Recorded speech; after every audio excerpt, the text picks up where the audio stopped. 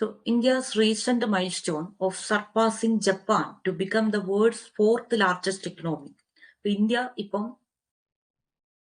Fourth largest economy ആയിട്ടാണ് നിൽക്കുന്നത്. So ജപ്പാനെയാണ് നമ്മൾ കവച്ചു വെച്ചിരിക്കുന്നത് അല്ലെ. നാഷണൽ ഇൻകം കാൽക്കുലേറ്റ് ചെയ്ത് കഴിഞ്ഞപ്പോൾ ജപ്പാനെ മറികടന്നുകൊണ്ട് 4ാമത്തെ പൊസിഷനിലാണ് നമ്മളിപ്പോ നിൽക്കുന്നത്. പക്ഷെ അത് നമ്മൾ സ്വന്തം പറഞ്ഞാൽ മതിയോ? പോരാ. അത് ഒരു വേൾഡ് ഏജൻസി കൺഫേം ചെയ്യണം. അപ്പൊ ഏത് വേൾഡ് ഏജൻസിയാണ് ഇത് കൺഫേം ചെയ്യേണ്ടത്? Reserve bank of India, IMF, world bank, NITI Aayog. ഇത് IMF ആണ് കൺഫേം ചെയ്യുന്നത്. As per the current affairs update, India's rise to the 4th position in the global economy was affirmed by the IMF, citing data during the Niti Aayog Governing Council meeting. നമ്മളിതെങ്ങനെ അറിയുന്ന വെച്ചാൽ നീതി ആയോഗിന്റെ governing council മീറ്റിംഗിൽ അവർ പറഞ്ഞു IMF ഇങ്ങനെ confirm ചെയ്തിട്ടുണ്ട്, നമ്മളിപ്പോ 4th പൊസിഷനിലാണ് നിൽക്കുന്നത്. Which of the following schemes completed 10 years since its launch on 9th May 2015 as highlighted in the national news section? ഇപ്പോ ജൻ സുരക്ഷാ അഭിയാൻ, പ്രധാനമന്ത്രി ജീവൻ ജ്യോതി ബീമാ യോജന, പ്രധാനമന്ത്രി സുരക്ഷാ ബീമാ യോജന, അടൽ പെൻഷൻ യോജന, ഇങ്ങനത്തെ സ്കീംസ് ആണ്. ഫ്ലാഗ്ഷിപ്പ് സോഷ്യൽ സെക്യൂരിറ്റി സ്കീംസ് ആയിരുന്നു അണ്ടർ ദ ജൻ സുരക്ഷാ യോജന. ആ ജൻ സുരക്ഷാ യോജനയുടെ കീഴിൽ വരുന്ന സ്കീംസ് ആണ് ഇതെല്ലാം. പ്രധാനമന്ത്രി ജീവൻ ജ്യോതി ബീമാ യോജന, പ്രധാനമന്ത്രി സുരക്ഷാ ബീമാ യോജന, കുറച്ച് ഇൻഷുറൻസ് പദ്ധതികളാണ് അല്ലെ. അടൽ പെൻഷൻ യോജന, പെൻഷൻ പദ്ധതിയാണ്. സോ ഇതൊക്കെയാണ് 10 വർഷം കംപ്ലീറ്റ് ചെയ്തിട്ടുള്ള സ്കീംസ് എന്ന് പറയുന്നത്. Which major defense industrial development was launched virtually at the Uttar Pradesh Defense Industrial Corridor? ഉത്തർപ്രദേശിന്റെ ഡിഫൻസ് ഇൻഡസ്ട്രിയൽ കോറിഡോറിൽ വെച്ചിട്ട് നമ്മളൊരു ഡിഫൻസ് ഇൻഡസ്ട്രിയൽ ഡെവലപ്മെന്റ് ലോഞ്ച് ചെയ്തിട്ടുണ്ടായിരുന്നു. ഡിഫൻസ് ഇൻഡസ്ട്രി എന്ന് പറഞ്ഞാൽ എന്താണ്? നമ്മൾ നമുക്ക് വേണ്ടി മാത്രം നിർമ്മിക്കുന്ന ഡിഫൻസ് സാധനങ്ങളല്ല, നമ്മൾ വിൽക്കാൻ വേണ്ടിയിട്ട്, വിറ്റ് പൈസയാക്കാൻ വേണ്ടിയിട്ട് നിർമ്മിക്കുന്ന സാധനങ്ങളാണ്. അപ്പോ ബ്രഹ്മോസ് മിസൈൽ നമ്മളിപ്പോ എന്ത് ചെയ്യുന്നുണ്ട്? അങ്ങനെ നമുക്ക് വേണ്ടിയിട്ട് ഉപയോഗിക്കുന്നുണ്ട്, പക്ഷെ മറ്റുള്ള രാജ്യങ്ങൾക്ക് നമ്മുടെ അടുത്ത് നിന്ന് അത് വാങ്ങിക്കാം. സോ അതിന്റെ ഒരു ഫെസിലിറ്റിയാണ്, പ്രൊഡക്ഷൻ ഫെസിലിറ്റിയാണ് ഉത്തർപ്രദേശ് ഡിഫൻസ് ഇൻഡസ്ട്രിയൽ കോറിഡോറിൽ ലോഞ്ച് ചെയ്തിരിക്കുന്നത്. ആ ലോഞ്ചിങ് പക്ഷേ വിർച്വലി ആയിരുന്നു എന്നേ ഉള്ളൂ. സോ ഡിഫൻസ് മിനിസ്റ്റർ ആണ് ഇത് ലോഞ്ച് ചെയ്തത്. രാജ്നാഥ് സിംഗ്, നമ്മുടെ ഡിഫൻസ് മിനിസ്റ്റർ രാജ്നാഥ് സിംഗ് ആണത് ലോഞ്ച് ചെയ്തിരിക്കുന്നത്. ഓക്കെ, അപ്പൊ ആ ഒരു ഫെസിലിറ്റിയിൽ വെച്ച് നമുക്ക് ആനുവലി 80 മുതൽ 100 വരെ മിസൈലുകൾ എന്ത് ചെയ്യാൻ വേണ്ടി പറ്റും? ഉണ്ടാക്കാൻ വേണ്ടിയിട്ട് പറ്റും. ഇന്നലെ നമ്മൾ കണ്ടിരുന്നു അങ്കൂർ എന്ന് പറയുന്ന ഇനിഷ്യേറ്റീവിനെ കുറിച്ച്. അങ്കൂർ ഇനിഷ്യേറ്റീവ് ലോഞ്ച് ചെയ്തത് ആരായിരുന്നു? ഗവൺമെന്റ് ഓഫ് ഒഡീഷ അല്ലെ. ഒറീസ ഗവൺമെന്റ് ആണ് അങ്കൂർ ലോഞ്ച് ചെയ്തിട്ടുണ്ടായിരുന്നത്. അങ്കൂറിന്റെ 50% ഓണർഷിപ്പ് ഒഡീഷ ഗവൺമെന്റിനും 50% നമ്മുടെ കേന്ദ്ര ഗവൺമെന്റിനുമാണ്. അപ്പോൾ Ankur Atal network for knowledge urbanisation and reforms എന്നാണ് അങ്കൂറിന്റെ ഫുൾ ഫോം എന്ന് പറയുന്നത്. അപ്പൊ ഇത് ഏത് സെക്ടറിനെ ഫോക്കസ് ചെയ്തിട്ടുള്ളതായിരുന്നു? Agriculture and irrigation, urban innovation and urbanisation, tourism development, education and skill development. എന്തിനെ പറ്റിയായിരുന്നു? സിറ്റികൾ വളർത്താൻ അല്ലെ, സിറ്റികളിലെ നൂതന ആശയങ്ങൾ കൊണ്ടുവന്നിട്ട് സിറ്റീസിനെ ഫ്ലറിഷ് ചെയ്യിപ്പിക്കാൻ വേണ്ടിയിട്ടുള്ള സംഭവമായിരുന്നു Atal network for knowledge urbanisation and reforms. അപ്പൊ അങ്കൂർ നെറ്റ്വർക്ക് ഏത് സംസ്ഥാനത്താണ് വരുന്നത്? അത് ഒഡീഷയിലാണ് വരുന്നത്. India's first mortgage backed pass through certificates listed on NSE are indicative of which sector? നമ്മളിത് കണ്ടിട്ടുണ്ടായിരുന്നു, PTCയുടെ കാര്യം കണ്ടിട്ടുണ്ടായിരുന്നു. അപ്പോ PTCs ലിസ്റ്റ് ചെയ്തിരിക്കുന്നത് ഏത് സെക്ടറിനെയാണ്?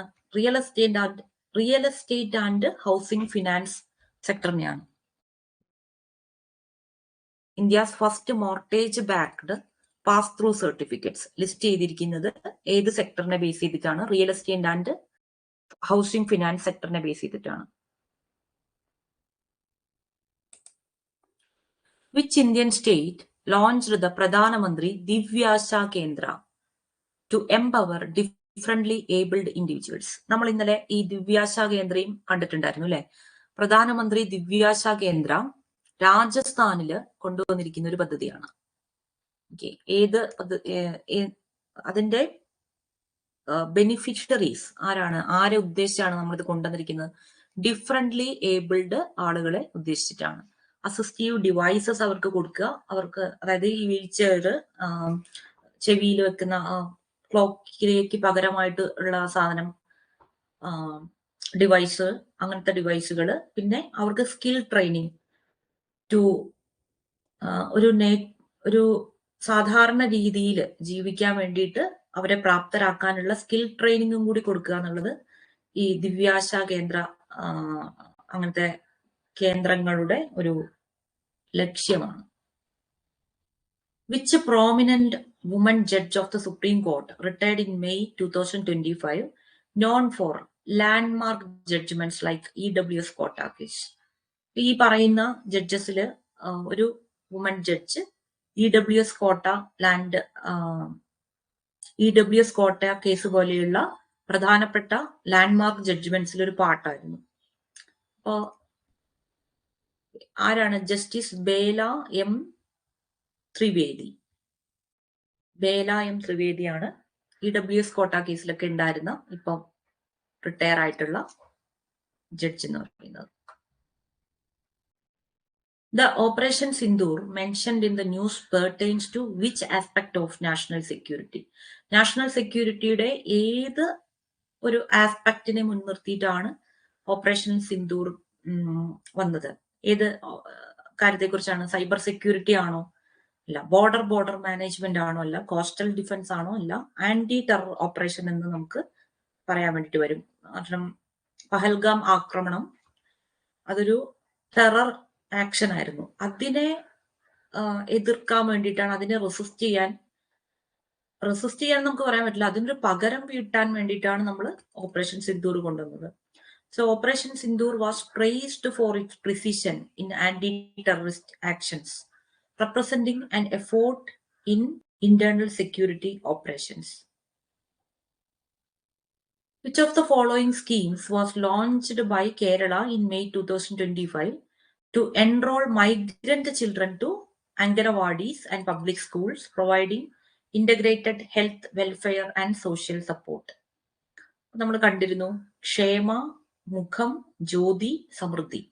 ഇതിൽ ഏത് സ്കീമാണ് മൈഗ്രന്റ് കുട്ടികളെ അംഗനവാടികളിലേക്ക് അല്ലെങ്കിൽ പബ്ലിക് സ്കൂളുകളിലേക്ക് ചേർക്കാൻ വേണ്ടിയിട്ട് ഉള്ള ഒരു സ്കീം എന്ന് പറയുന്നത്? ജ്യോതി ആയിരുന്നു അല്ലെ? ജ്യോതി സ്കീം ആയിരുന്നു. Kerala launched the Jyoti scheme in May 2025 with an aim to include migrant children into Anganwadis and public educational institutions. ഇത് എന്തിനു വേണ്ടിയിട്ടായിരുന്നു? Integrated health and social services promote ചെയ്യാൻ ആൻഡ് ഫോസ്റ്ററിംഗ് ദ ഇൻക്ലൂസിവിറ്റി. നമ്മൾ അതിനെ ബേസ് ചെയ്തുള്ള question ഒക്കെ ഇന്നലെ കണ്ടിരുന്നു. ഇൻക്ലൂഷൻ കൂടി അവിടെ ഉൾപ്പെടുന്നുണ്ടോ? ഇൻക്ലൂഷനും കൂടെ അവിടെ ഉൾപ്പെടുന്നുണ്ട്. The Kerala Jyoti scheme primarily aims to address which of the following issues? Kerala Jyothi scheme ഏതെല്ലാം ഇഷ്യൂ അഡ്രസ് ചെയ്യാൻ വേണ്ടിയിട്ടാണ്?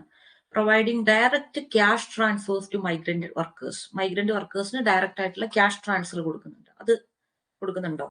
Enrolling migrant children in schools and Anganwadis, bridging educational gaps, offering skilled employment to migrant adults, constructing shelters for migrant workers.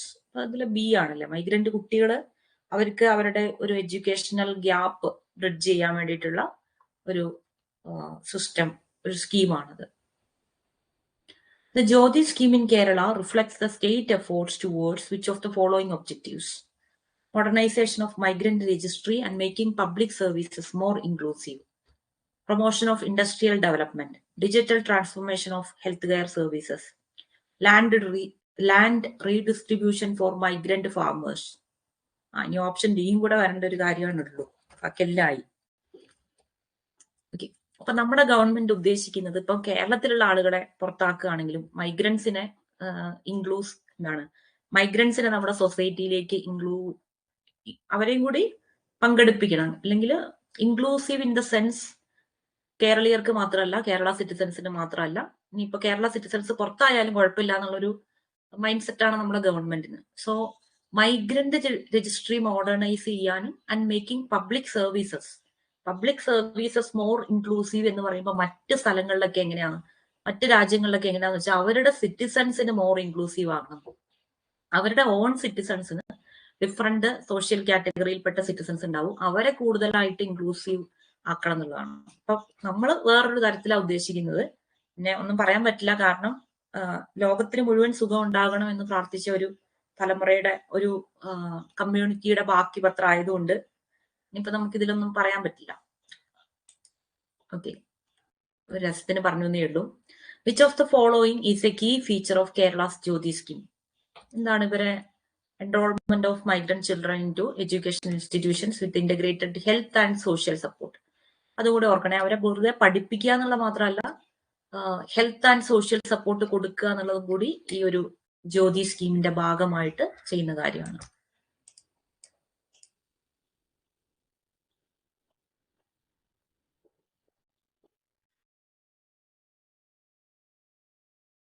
The implementation of Kerala's Jyoti scheme is primarily aimed at achieving which of the following?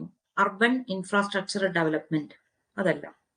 Inclusive education and social integration of migrant children, correct ആണ്. Increasing agricultural productivity, അത് തെറ്റാണ്. Promoting tourism in migrant regions, അതും തെറ്റാണ്. അപ്പോൾ option B മാത്രമാണ് correct ആയിട്ടുള്ള answer. അപ്പോൾ ഈ ജ്യോതി സ്കീം എന്ന് പറയുമ്പോൾ എന്തൊക്കെ കാര്യങ്ങളാണ് വരുന്നതെന്ന് നമ്മൾ ചിന്തിക്കണം കേട്ടോ. വെറുതെ അംഗനവാടിയിൽ കുട്ടികളെ ചേർക്കുന്നു അല്ലെങ്കിൽ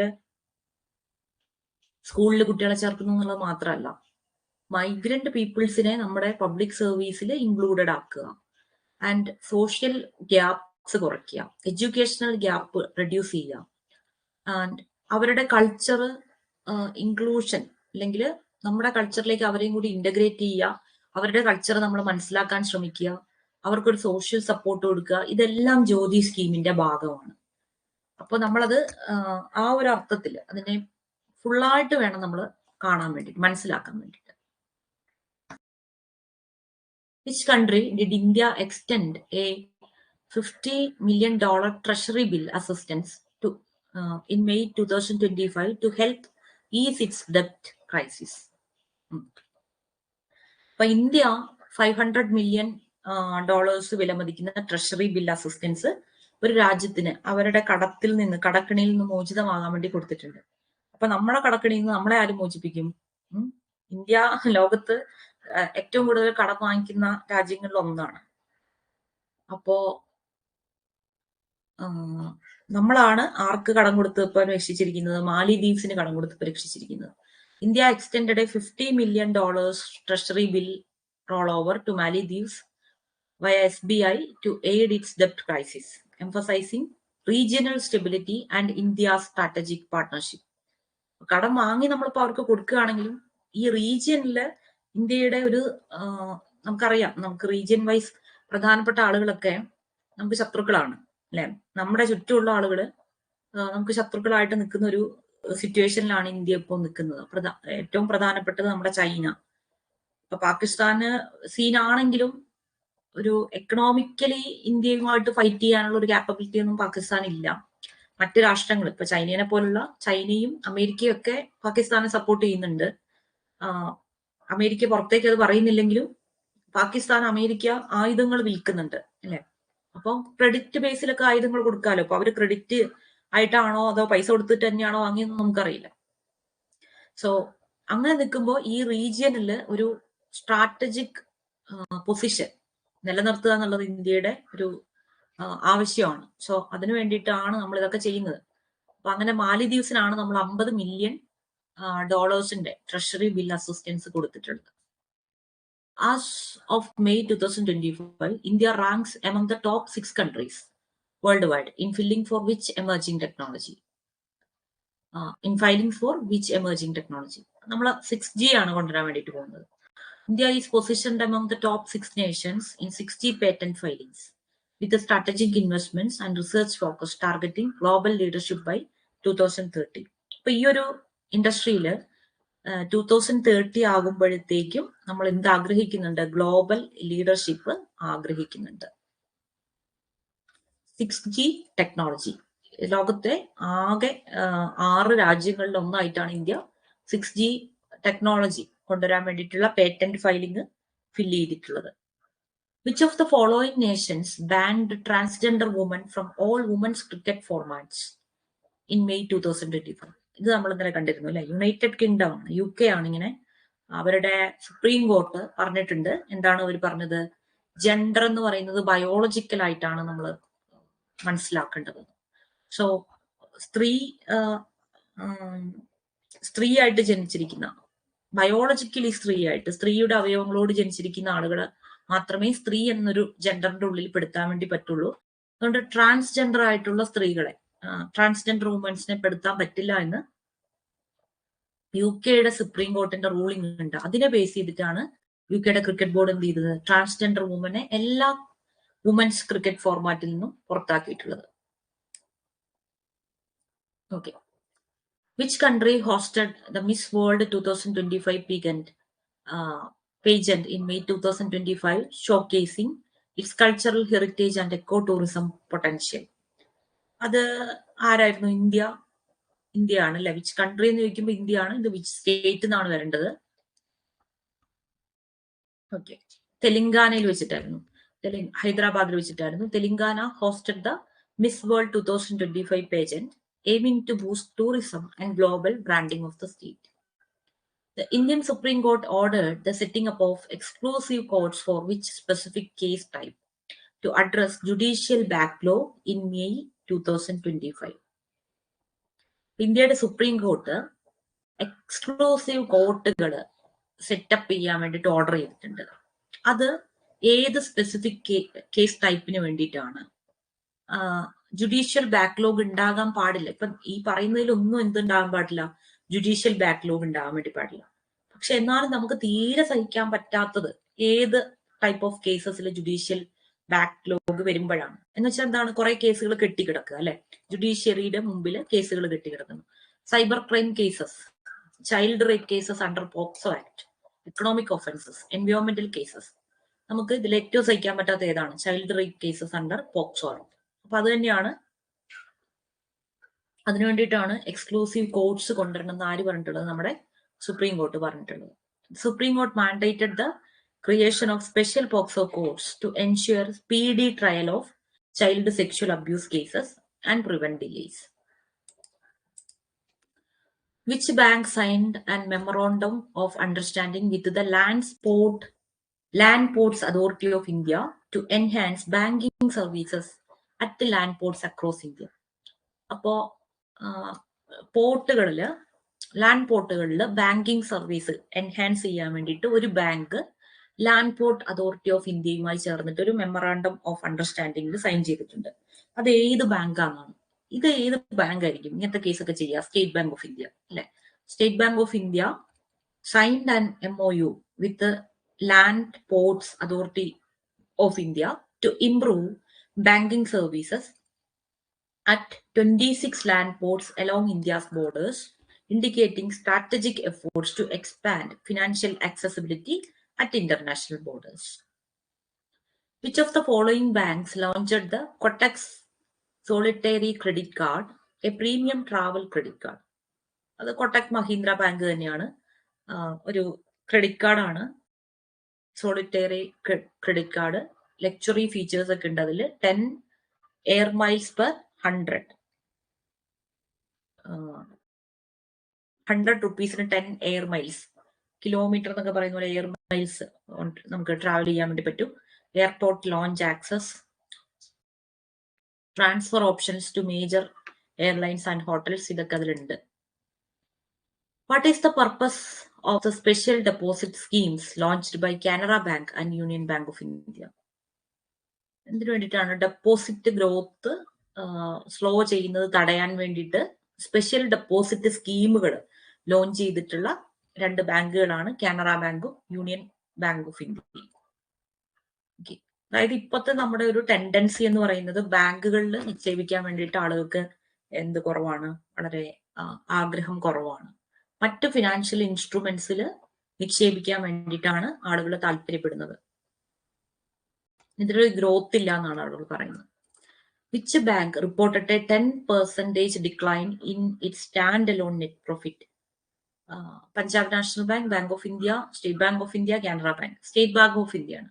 സ്റ്റേറ്റ് ബാങ്ക് ഓഫ് ഇന്ത്യ ഇത്രയും കാര്യങ്ങളൊക്കെ നടത്തിയാലും നമ്മൾ പ്രോഫിറ്റിലേക്ക് വരുമ്പോൾ എപ്പോഴും താഴെ തന്നെയാണ് നമ്മുടെ position. Which financial institution became the first from the Middle East and Africa to open a branch in India's gift city? ഇന്നലെ നമ്മൾ കണ്ടതായിരുന്നു അല്ലെ, ഖത്തറിന്റെ നാഷണൽ ബാങ്ക് ആണ് QNB.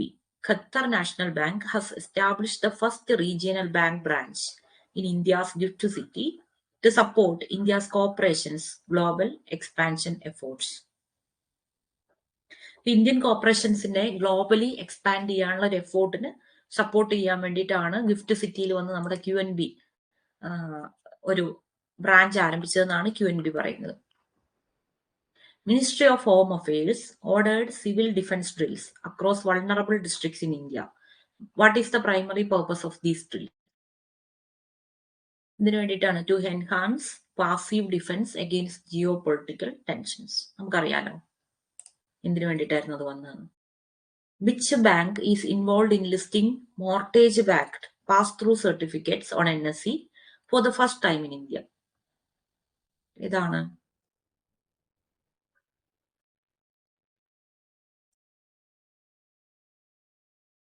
ഏതാണെന്ന് പറയുന്നില്ല.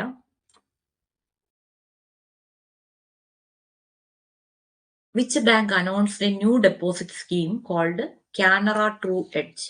അപ്പോൾ കാനറ ബാങ്കിന്റെ ഒരു പുതിയ ഡെപ്പോസിറ്റ് സ്കീമാണ് കാനറ ട്രൂ എഡ്ജ് എന്ന് പറയുന്നത്.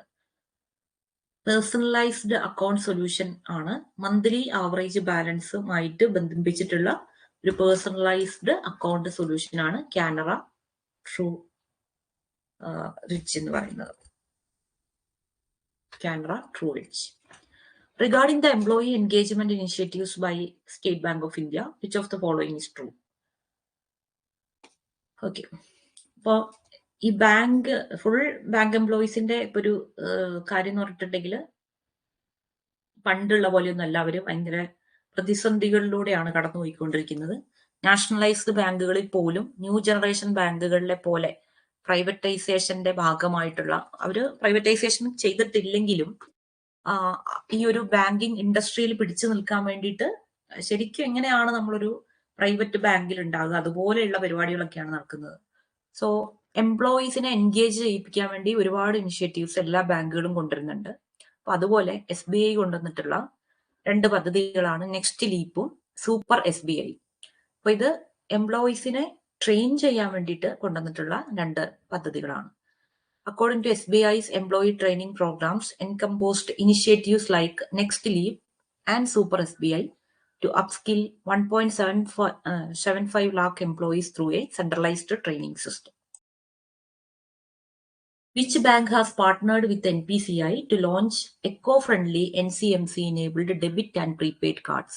എയർടെൽ പേയ്മെന്റ് ബാങ്ക്സിനോട് ചേർന്നിട്ടാണ് നമ്മുടെ NPCI എന്ത് വെച്ചിരിക്കുന്നത്, ഈ eco friendly NCMC enabled cards കൊണ്ടുവരാൻ വേണ്ടിയിട്ട് തീരുമാനിച്ചിരിക്കുന്നത്.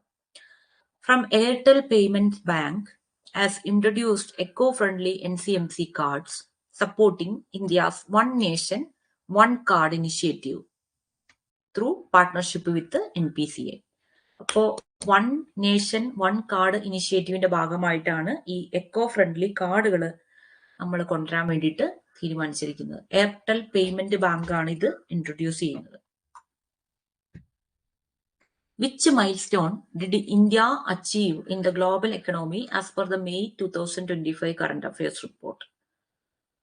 നമ്മൾ നേരത്തെ കണ്ടിരുന്നു, ജപ്പാനെ തൊപ്പിച്ച് നമ്മൾ 4ാം സ്ഥാനത്ത് എത്തിയിട്ടുണ്ട്. സോ അത് തന്നെയാണ് നമ്മുടെ ഈ ഒരു മൈൽ സ്റ്റോൺ എന്ന് പറയുന്നത്, ഏറ്റവും വലിയ മൈൽ സ്റ്റോൺ എന്ന് പറയുന്നത്.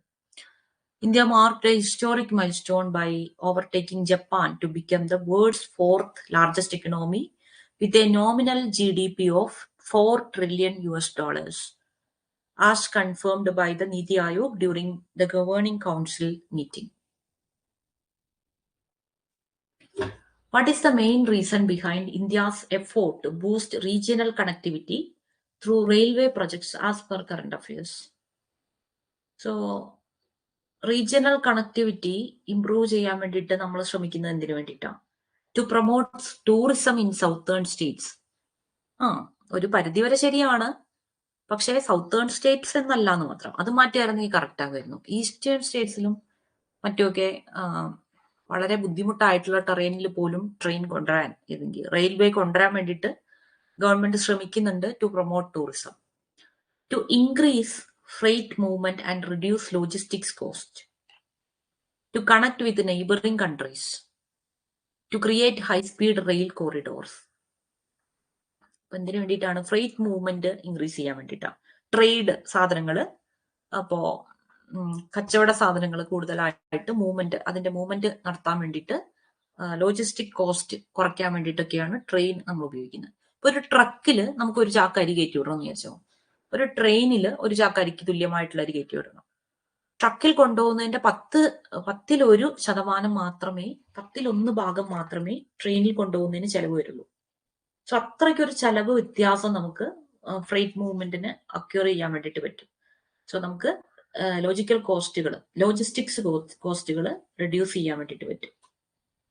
The Indian government approved projects like Tetlam Nagda and Wardha Balharsha railway lines aims to improve capacity, boost freight, and reduce logistic cost, thereby supporting economic growth and regional development.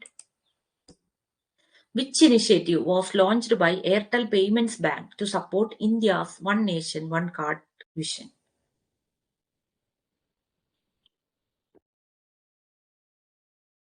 The eco-friendly NCMC-enabled RuPay debit and prepaid cards.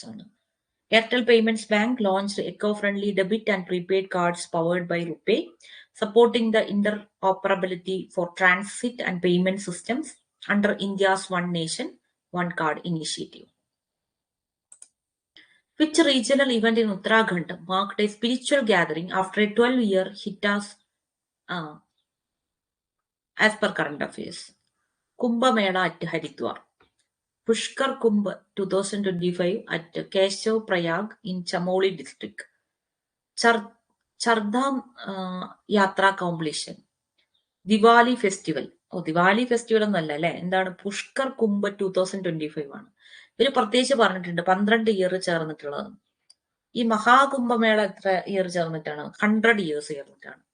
Kumbh Mela എന്ന് പറഞ്ഞാൽ 12 years ചേർന്നിട്ടാണ്. So അതൊന്നുമല്ല, പുഷ്കർ കുംഭിന്റെ കാര്യമാണ് ഇവിടെ ഉദ്ദേശിച്ചത്. Pushkar Kumbh 2025 began at Keshav Prayag after a 12-year gap, coinciding with Jupiter entering Gemini. Okay, വ്യാഴം ഏതോ രാശിയിലേക്ക് പോയ കാര്യമൊക്കെയാണ് പറയുന്നത്. Serving as a major spiritual event and boosting religious tourism.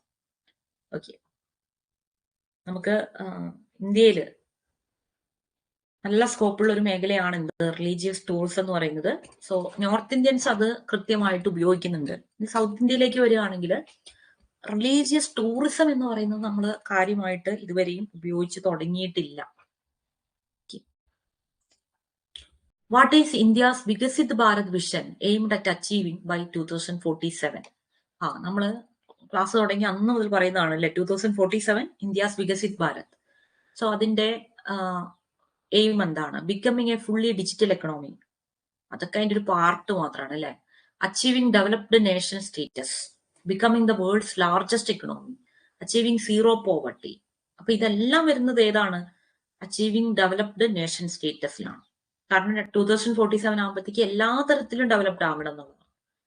Okay, അപ്പൊ നമ്മൾ പറയുന്നില്ലെങ്കിലും സ്പിരിച്വൽ ആയിട്ടും കൂടി, കാരണം പറഞ്ഞു എന്താണ് ലോകമാത എന്നുള്ള ഒരു സ്റ്റേറ്റസിൽ വരാനാണ് നമ്മൾ താല്പര്യപ്പെടുന്നതെന്ന് പറഞ്ഞു.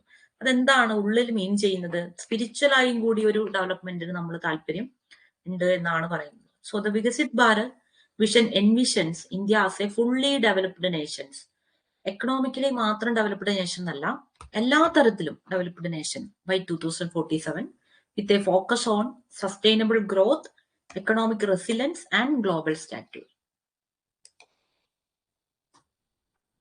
The India-European Union joint research initiatives launched in May 2025 aim to address which of the following environmental concerns? Air pollution and renewable energy, marine plastic litter and waste to green hydrogen solutions, deforestation and biodiversity conservation, urban heat islands and water pollution. ഇതാണ് marine plastic litter and waste to green hydrogen solutions. അപ്പോൾ നമ്മൾ ഇന്ത്യയും European യൂണിയനും കൂടി joint ആയിട്ട് ഇതിന്റെ മുകളിലൊക്കെ marine വേസ്റ്റുമായിട്ട് ബന്ധപ്പെട്ട് അതിന്റെ മുകളിൽ റിസർച്ച് നടത്താൻ വേണ്ടിയിട്ട് എന്താണ് ഉള്ള മെമ്മറാണ്ടത്തിലൊക്കെ സൈൻ ചെയ്തിട്ടുണ്ട്. അത് വളരെ ഇമ്പോർട്ടന്റുമാണ് അല്ലെ ഇന്ത്യയുടെ ഇപ്പോഴത്തെ ഒരു അവസ്ഥയിൽ നോക്കുമ്പോൾ.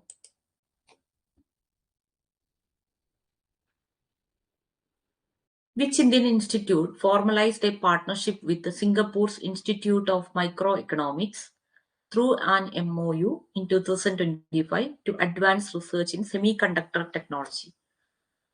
അപ്പോൾ സിംഗപ്പൂരിലെ ഇൻസ്റ്റിറ്റ്യൂട്ട് ഓഫ് മൈക്രോ ഇലക്ട്രോണിക്സ് നമ്മുടെ ഒരു ഇൻസ്റ്റിറ്റ്യൂട്ടുമായിട്ട് സെമി കണ്ടക്ടർ ടെക്നോളജിയിൽ അഡ്വാൻസ്ഡ് റിസർച്ച് നടത്താൻ വേണ്ടിയിട്ട് ഒരു പാർട്ട്ണർഷിപ്പിൽ ഏർപ്പെട്ടിരുന്നു. അത് ഏത് ഇൻസ്റ്റിറ്റ്യൂട്ടുമായിട്ടാണ്? ഖരഗ്പൂരിലെ IIT-യുമായിട്ടാണ്. IIT Kharagpur and Singapore's IME have formalized their collaboration through an MOU to work together on semiconductor technology advancements. നമ്മുടെ താപ്തി നദിയുടെ ബേസിനുമായി ബന്ധപ്പെട്ടിട്ട് ഒരു ക്വസ്റ്റ്യൻ ആണ് അടുത്തത്. The Tapti Basin Mega Recharge Project, launched through MOUs in 2025, primarily aims to provide which of the following? അപ്പോൾ താപ്തി നദിയിലെ mega recharge project എന്തിനു വേണ്ടിയിട്ടാണ്? വാട്ടർ സ്ട്രെസ്ഡ് ആയിട്ടുള്ള സമീപ ഡിസ്ട്രിക്റ്റുകൾക്ക് ഡ്രിങ്കിങ് വാട്ടറും പിന്നെ ചെടികൾക്ക് വാട്ടറും അല്ലെ ഇറിഗേഷനും എത്തിച്ചു കൊടുക്കാൻ വേണ്ടിയിട്ടുള്ള പരിപാടിയാണ്. The MOU signed for the Pushkar Kumbh 2025 in Uttarakhand facilitated a spiritual gathering at which location? അത് പുഷ്കർ കുംഭ് എന്ന് കാണുമ്പോൾ തന്നെ എന്താ? കേശവ് പ്രയാഗ് ആണ്. Keshav Prayag in Chamoli district, Mana village.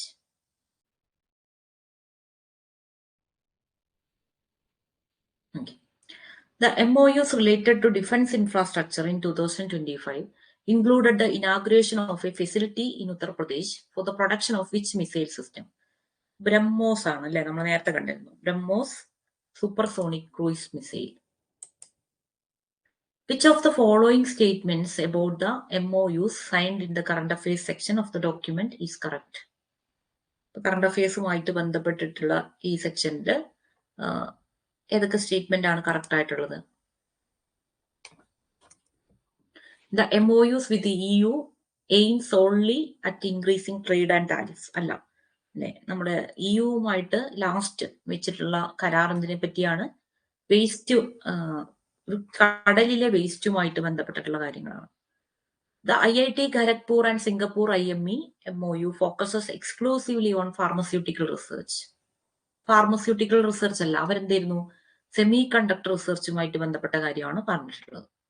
The Tapti Basin project aims to address water scarcity by utilizing river water for irrigation and drinking purposes. Okay. The Pushkar Kumbh event was organized after a 50-year hiatus. അല്ല, 12-year മാത്രമേ ആയിട്ടുള്ളൂ. So correct answer എന്താണ്? C ആണ്. Option C മാത്രമേ correct ആയിട്ടുള്ളൂ. Who has been recommended by the Financial Services Institutions Bureau as the next chairperson and managing director of the Oriental Insurance Company Limited? ഇപ്പൊ ഇന്ത്യയിൽ ആദ്യമായിട്ട് വന്ന ഇൻഷുറൻസ് കമ്പനികളിൽ ഒന്നാണ് ഓറിയന്റൽ ഇൻഷുറൻസ് കമ്പനി. അപ്പൊ അതിന്റെ അടുത്ത ചെയർപേഴ്സൺ അല്ലെങ്കിൽ മാനേജിംഗ് ഡയറക്ടറായിട്ട് നിയമിതനാകുന്നത് സഞ്ജയ് ജോഷിയാണ്. Who has been appointed as the new executive chairman of the National Legal Services Authority? അപ്പോ നാഷണൽ ലീഗൽ സർവീസസ് അതോറിറ്റിയുടെ പുതിയ ചെയർമാൻ ആകുന്ന ആരാണ്? ജസ്റ്റിസ് സൂര്യകാന്ത് ആണ്. Justice Suryakant.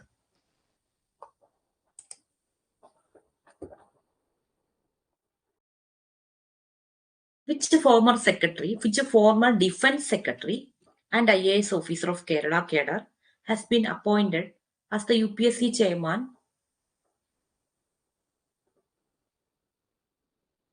by the President of India? Ajay Kumar ആണ്. ഫോർമർ ഡിഫൻസ് സെക്രട്ടറി ആയിരുന്നു Kerala കേഡറിലുള്ള Ajay Kumar. What notable aspect is associated with Ajay Kumar's leadership as UPSC chairman? He is known for superheading defense reforms and digital India initiatives. അതൊന്നും നമുക്ക് വരില്ല. Which organization's recommendation led to the appointment of Sanjay Joshi as CMD of OICL? Financial services institutions bureau ആണ് ഈ OICLന്റെ CMD ഒക്കെ ആയിട്ട് ആളുകളെ നിയമിക്കുന്നത്, recommend ചെയ്യുന്നത്.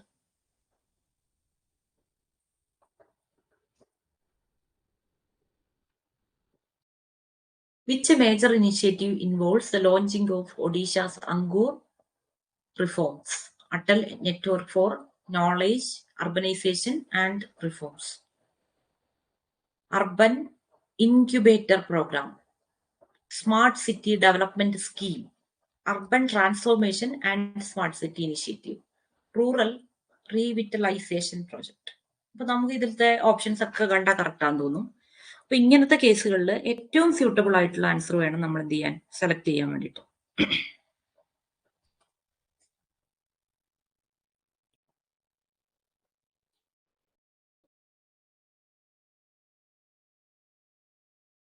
അപ്പൊ എന്താ വരിക? Urban transformation and smart city initiative ആണ്. Odisha's Angur is a strategic platform aimed at fostering urban innovation and building sustainable cities. Who was awarded the Global Indian of the Year award by the Canada India Foundation? Okay, Global Indian of the Year award. അത് സദ്ഗുരുവിനാണ് കിട്ടിയിരിക്കുന്നത്.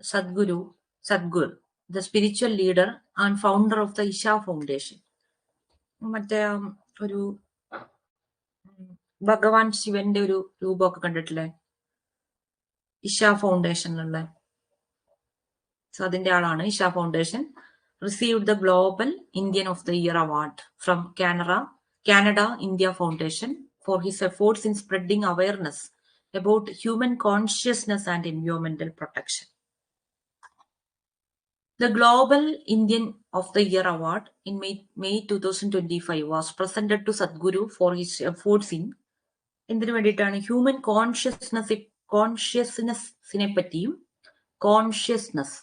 കോൺഷ്യസ്നെസ്സിനെ പറ്റിയും എൻവയോൺമെന്റൽ പ്രൊട്ടക്ഷനെ പറ്റിയും awareness spread ചെയ്യുന്നതിന് അദ്ദേഹത്തിന്റെ ഒരു കാര്യങ്ങളെ മുൻനിർത്തിയാണ് ഈ ഒരു അവാർഡ് കൊടുത്തിരിക്കുന്നത്.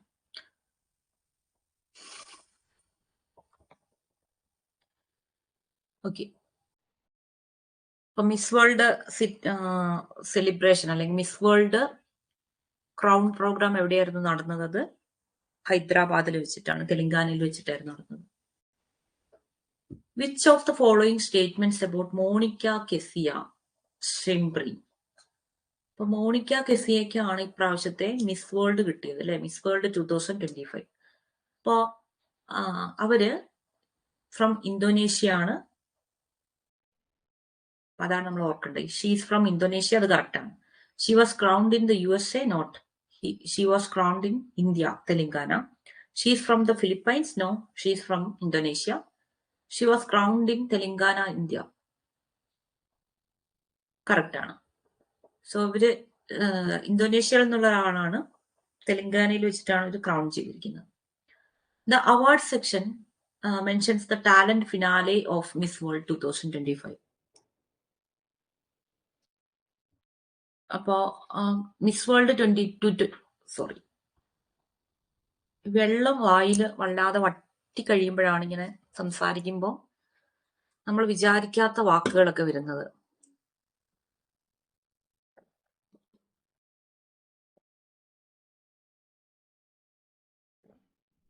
ഇതിലെ കോമഡി എന്താന്ന് വെച്ചിട്ടുണ്ടെങ്കിൽ, വെള്ളം കുടിക്കാത്തത് കൊണ്ടുള്ള അസുഖങ്ങൾ വരെ വന്നാലും നാളെ മുതൽ വെള്ളം കുടിച്ച് സെറ്റ് ആണെന്ന് വിചാരിക്കും. എന്നിട്ട് ക്ലാസ് എടുക്കുമ്പോൾ മാത്രമായിരിക്കും വെള്ളം കുടിക്കുന്നതിനെ പറ്റി ആലോചിക്കുക.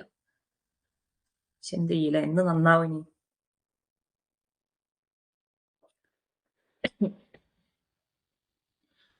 ഓക്കെ, അപ്പോ ഇത് എവിടെ വെച്ചിട്ടായിരുന്നു നടത്തിയത്? തെലങ്കാനയിൽ വെച്ചിട്ടാണ് നടത്തിയത്.